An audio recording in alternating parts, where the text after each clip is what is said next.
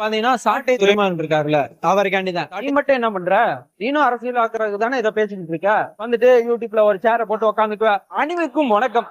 இப்ப பாத்தீங்கன்னா இது எதுக்கு? நீ உன் கருத்து சொல்லி என்ன பண்ண போறான்? நீங்க துரைமுருகன் வந்து என்டிகேவோட ஒண்ணுமே கிடையாது, சும்மா பேசுவாரு. அவர் வந்து ஒரு ப்ரொஃபஷனல் யூடியூபருங்க. அவர் வேணா சொல்லலாம் சினிமால இருந்து வந்தவன் தற்கூரி அப்படின்னு. அவர் யார வேணாம்னு சொல்லலாம். அவர் என்ன இடத்துல இருக்காருன்னு அவருக்கே தெரியல. அரசியலுக்கு வரவங்களுக்கு ஒரு புரிதலே கிடையாம வாய்க்கு வந்தபடி பேசலாம். உங்களுக்கு என்னப்பா சொத்து இருக்குன்னு நீங்க யாருங்க? நான் பேசையிலே உங்களுக்கு வந்து பயங்கரமா கோவம் வரும். ஏன்னா நான் பொது கருத்தை சொல்றேன். நீங்க வந்து பொதுவா இருந்து கருத்து சொன்னா பரவாயில்ல. அண்ணன் இங்கிட்டு பாருன்னா இங்கிட்டு மாறுறது, அண்ணன் எங்கிட்டு மாறினா இங்கிட்டு யாராது. அதாவது உங்க அண்ணன் சொன்னது ஒண்ணு, ரோட்டுக்கு இந்த பக்கம் நில்லு, இல்ல இந்த பக்கம் நில்லு. நீ பாட்டுக்கு இங்கிட்டும் பேசுற ஒரு விதமா மீடியாவை கவர் பண்றதுக்காண்டி பேசிக்கிட்டு இருக்கிறாங்க. தற்கூரிய ஒண்ணுமே இல்ல அப்படின்னு வந்து நீங்க சொல்றீங்க. சரி, நாங்க தற்கூரியா தான். நீங்க யாரு? நீங்களும் இந்த தற்கூரி வேலை தானே பாக்குறீங்க.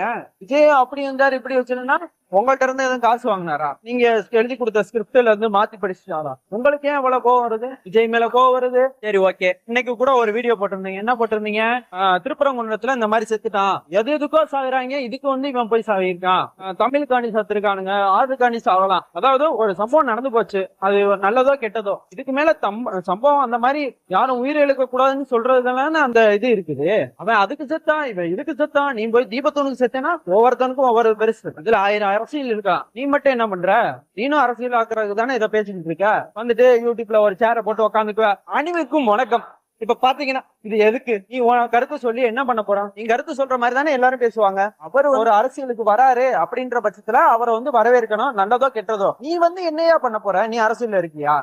சொல்ல போனா ஒருத்தவங்க எல்லாம் சொல்லுவாங்க, பண்ணாதவன் சும்மா உட்காந்துட்டு பேசிட்டு தான் இருப்பான், பண்றவன் வந்து அவன் பாட்டுக்கு அவன் வேலையை பார்த்துட்டு இருப்பான். அது மாதிரி உன்னோட இது பேச்சையோ உங்க கட்சியை ஒரு கட்சியாவே எடுக்கல, நீ அந்த கட்சியில இருக்கியான்னு தெரியல. அவ்வளவுதான். இது மாதிரி நிறைய வீடியோ பார்ப்போம்.